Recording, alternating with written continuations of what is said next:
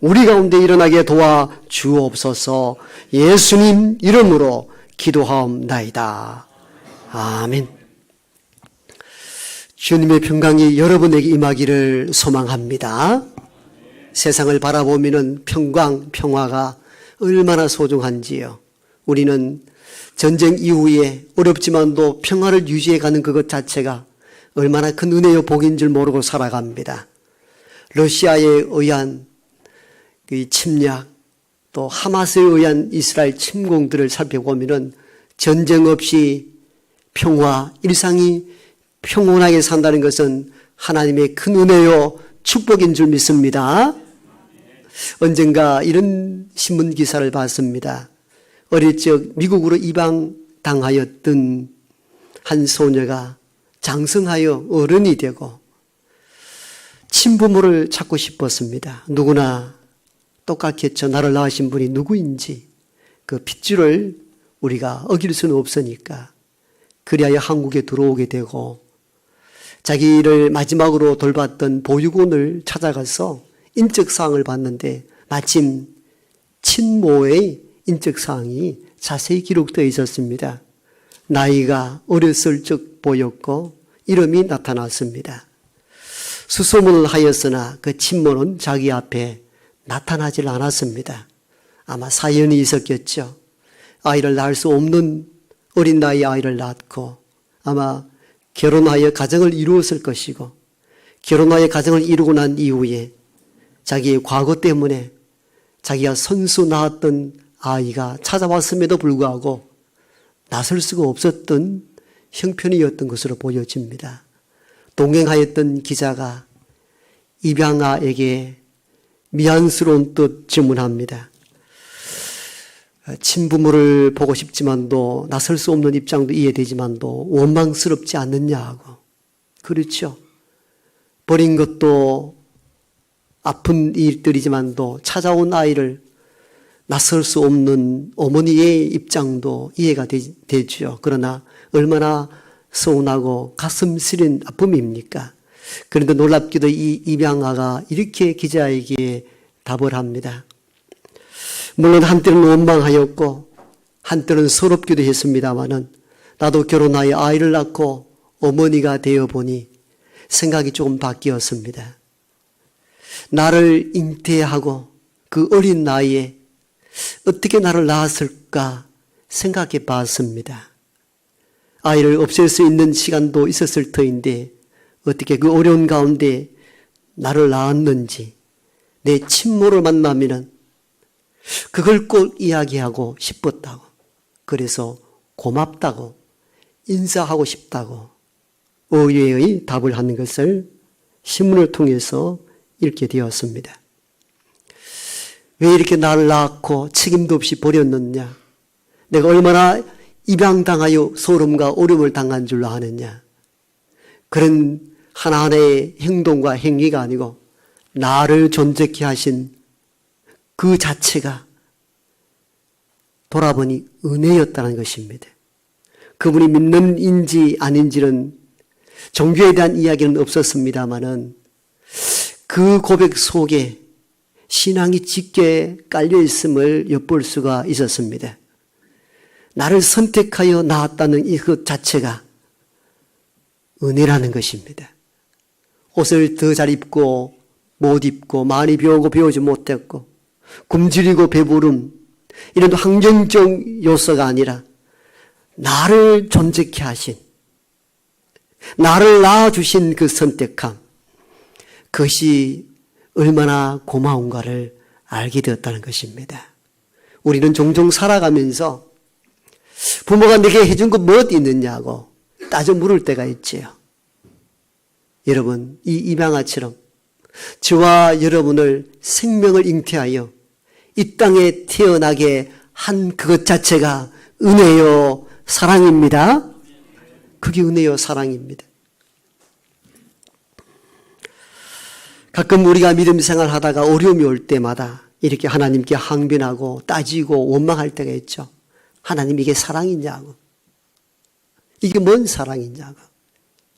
이스라엘 백성들이 우리와 똑같이 그렇게 한때 하나님을 향하여 원망하고 불평을 터뜨린 적이 있었습니다.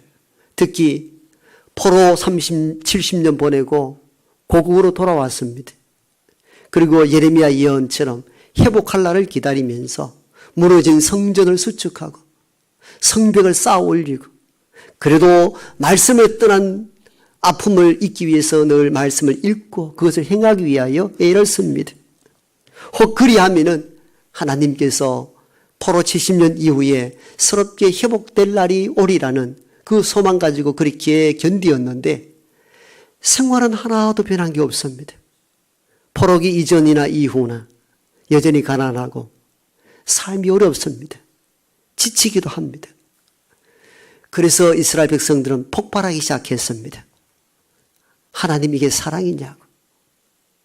하나님은 말라기 선지자를 통하여 내가 너를 사랑한다 이렇게 말하는데 마음에 하나도 와 닿질 않는 겁니다. 그래서 따져 물은 겁니다. 어떻게 우리를 사랑했느냐고. 우리가 어릴 적 부모에게 그렇게 대든 적이 있었죠. 엄마라는 사람이 이게 뭐냐고. 제대로 먹이지도 못하고 입히지도 않고 공부도 안 시키고 그게 뭐 엄마냐. 우리가 한때 이렇게 항변한 적이 있었죠. 이스라엘 백성들이 그러했습니다. 어떻게 우리를 사랑하셨느냐고. 포로기에서 돌아오면 회복될 줄 알았는데 이게 무슨 꼴이냐고. 그럴 수 있잖아요. 우리 그 마음 이해되자. 그때 하나님은 말라기 선지자를 통하여 조용한 음성으로 말씀합니다.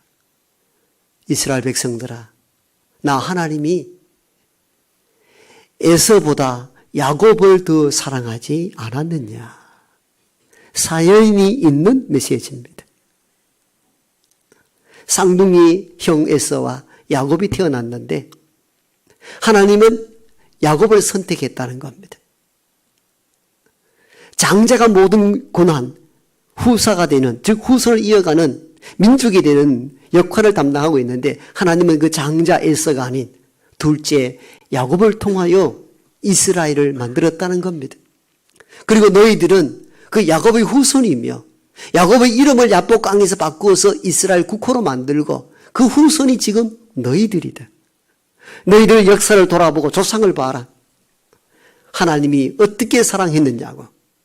에서가 아닌 야곱을 사랑하고 야곱을 선택했다는 것, 그것 자체가 하나님의 너희에 대한 나의 사랑이라 고백합니다. 이 의미가 깊이 마음에 와 닿습니까? 여러분, 오늘 내가 먹고 잘 살고 못 사는 문제가 아니라 나를 이 땅에 태어난 것, 그것만 해도 부모의 은혜요. 또 위로는 하나님의 은총인 줄 믿습니다. 많은 사람 가운데 저와 여러분을 선택하여 하나님 백성 삼으셨다는 것 자체가 하나님은 우리에 대한 자기 사랑인 줄 믿습니다. 두 번째, 하나님은 우리를 어떻게 사랑했느냐고요. 사랑받을 수 없는 인간을 사랑하신 것, 그것 자체가 하나님의 사랑의 증거인 줄 믿습니다. 야곱의 일생이 창세기 가운데 자세하게 기록되어 있는데 이쁨 받을 만한 인간이 아니었습니다. 그는 태어나면서부터 일생 인간적인 모든 것을 포기한 사람처럼 보입니다. 즉 사랑받을 짓을 별로 한 인물이 아닙니다. 여러분, 성경을 간단하게 요약해서 말씀드리면요, 형 에서가 산장 갔다가 돌아와서 배고파합니다. 그때에 팥죽 한 그릇으로 형의 장자의 권한을 자기가 가지고 옵니다. 배고픈 형을 빌미 삼아 그 약점을 이용하여 자기 일꾼을 챙긴 인물이 야곱입니다. 물론 형 에서가 장자의 명분을 가볍게 여긴 것도 잘못입니다. 성경은 이를 지적하기도 합니다. 그런다 해서 야곱이 정당성을 입증하기는 부족합니다. 여러분, 배고픈 형제에게 밥 한 그릇 드릴 수 있어야죠. 그게 형제죠. 배고픈 형제의 약점을 잡아서 일꾼을 챙기려는 것이 어찌 사람일 수 있습니까? 형제도 아닌 것이죠. 그 일을 한 인물이 야곱입니다. 여러분, 이뿐만 아니죠. 형이 마지막 누릴 수 있는 축복권도 눈 어두운 아버지를 속여서 자기가 형이라고 속이고 아버지 축복권을 다 빼앗아온 야비한 인물도 야곱입니다. 형이 사냥 갔다가 돌아오니까 아버지 내가 요리해서 왔습니다. 이제 축복해 주십시오 했더니 아니 너는 누구냐? 큰아들 에서가 아닙니까? 아니다. 방금 전에 큰아들이라고 와서 내가 이미 축복을 다 해버려서 줄 것이 없다. 그러자 큰아들 에서가 통곡함이 옵니다. 장자권도 서툴게 해서 뺏겨버리고 마지막 아버지 축복권을 받아야 되는데 축복권도 동생 야곱이 몰래 낚아채버린 거예요. 그래서 에서가 통곡하며 아버지여 내게도 복을 좀 주십시오. 내게도 복을 내려 주옵소서. 그 통곡하는 장면을 동생 야곱이 멀찍이 봤을 겁니다. 그럼에도 불구하고 축복권을 다시 내놓지 않았던 정말 냉혈 인간이 우리가 알고 있는 야곱입니다. 이뿐만 아니라 여러 가지 사건 사고를 많이 칩니다. 그런데도 하나님은 끝까지 야곱을 사랑하시거든요. 이쁜 짓을 해서 아니었어요. 선한 일을 했기 때문에 아닙니다. 야곱의 일생을 보면은 자기 고백대로 험악한 세월을 보냈는데 험악한 세월을 보낸 이유가 무엇 때문입니까? 다 자기의 잘못 때문에 일어난 사건들이었습니다. 그런데 하나님은 그 야비하고 인간 같지 않는 인간 야곱을 끝까지 사랑하십니다. 야곱이 형이 죽이겠다고 나설 때에 결국 집을 떠나 북쪽에 하란이라는 땅으로 도망을 갑니다. 너무 먼 거리라 사막 한가운데서 홀로 돌을 베개 삼아 잠을 잘 때에 환상 가운데 하나님께서 사닥다리에서 오르락 내리락 하면서 야곱에게 이렇게 말씀합니다. 야곱아 내가 너와 함께 하리라. 너가 이 땅으로 돌아오기까지 내가 너와 함께 할 것이며 네가 밟는 이 땅을 내가 너희에게 주리라. 여러분 놀라운 축복의 말씀을 주시는데 야곱이 깜짝 놀랍니다. 잠에서 깨어나서 환상이었지만도 여기가 하나님의 집이며 여기가 하나님의 전인 줄 나 비로소 알았습니다 라고 고백하면서 밤새 베개하였던 돌을 빼어서 제단을 쌓고 거기서 첫 예배를 드립니다. 그래서 그 땅을 베델 하나님의 전이요 하나님의 집이라는 그 땅 이름이 유래되게 된 이유도 거기에 있었습니다. 무슨 이쁜 짓을 했다고 무슨 선한 일을 했기에 내가 너와 함께하며 네가 이 땅으로 돌아오기까지 너와 동행하리라. 축복의 말씀을 주신 이유가 뭡니까? 그가 이쁜 짓을 했기 때문이 아니라 하나님께서 선택한 백성이기에 끝까지 사랑하겠다는 하나님의 자기 의지를 드러낸 놀라운 사건이 베델 사건입니다. 그리고 그 후손이 지금 어떻게 하나님 우리를 사랑하시냐 따지는 그 후손이 누구의 후손이냐? 야곱의 후손인 것입니다. 그래서 이스라엘 백성들에게 하나님은 선지자 말라기를 통하여 내가 여러분을 사랑했다라고 말하는 것입니다. 그러나 이 백성들은 선조 때에 하나님께서 선택하고 사랑했다는 놀라운 사실들을 다 잊고 살았던 겁니다. 그래서 눈앞에 보이는 것, 먹고 사는 문제, 오늘의 생존 문제만 이것만 보고 어떻게 우리를 사랑하셨느냐고 따져 물었던 것입니다. 그때 하나님께서 그렇게 말씀하지 않았습니까?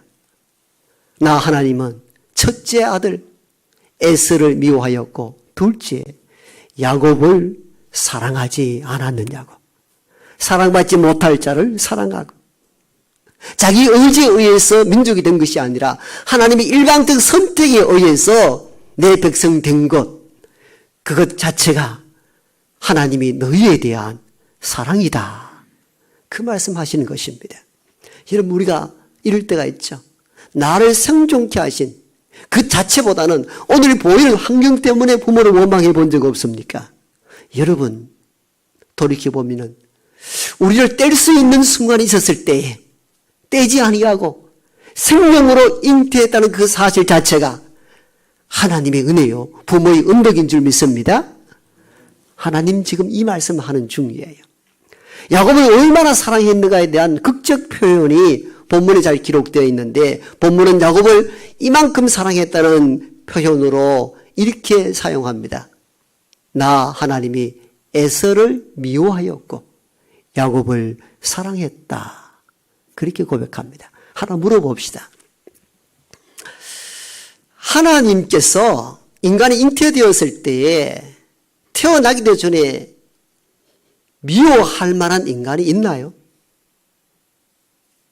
어떻습니까? 아이를 잉태했는데 너 미움받을 자식이야. 그렇게 할 수가 있나요? 그런 하나님이 믿어지나요? 저는 목사지만 일부 예배 때도 그 얘기를 했어요. 그런 하나님이라면 나는 하나님 믿지 않겠다고. 사실 하나님의 속성에도 어울리지 않습니다. 태중에 있었는데, 상둥이에 있었는데 야곱을 사랑하고 에서를 미워했다는 겁니다.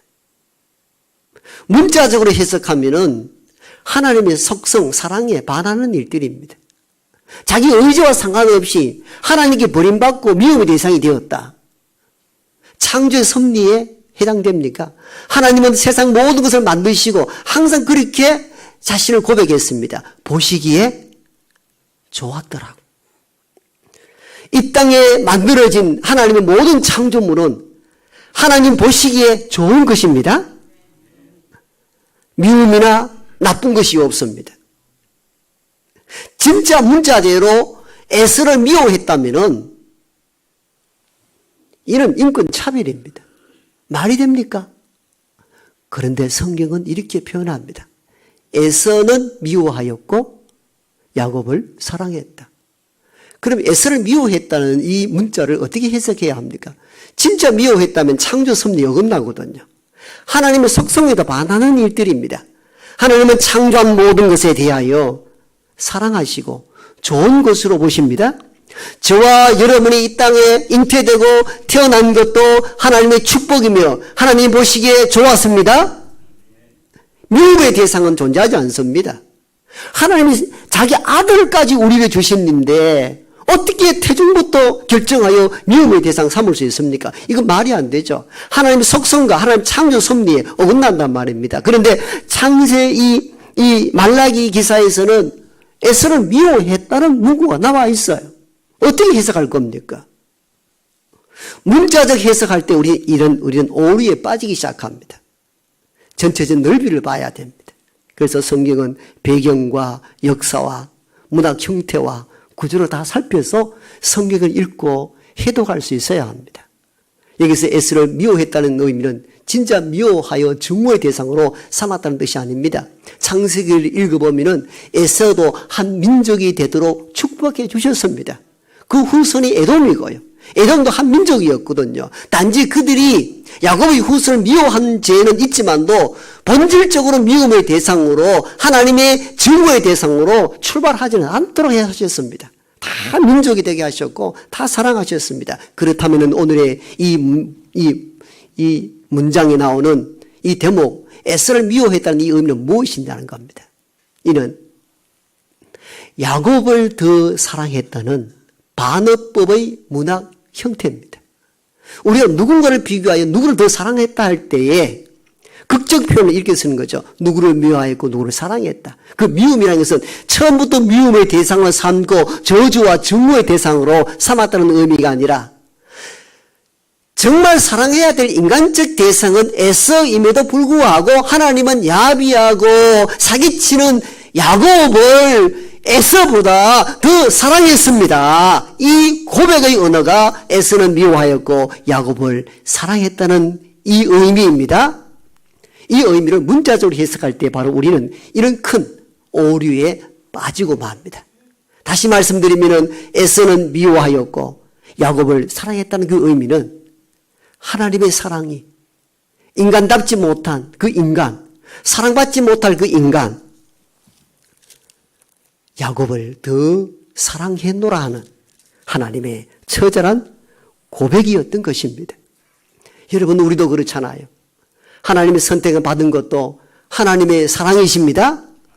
여러분 70억 80억 이 지구촌의 많은 인생 가운데 저와 여러분을 선택하여 불렀다는 그 사실 자체가 하나님에 대한 사랑입니다.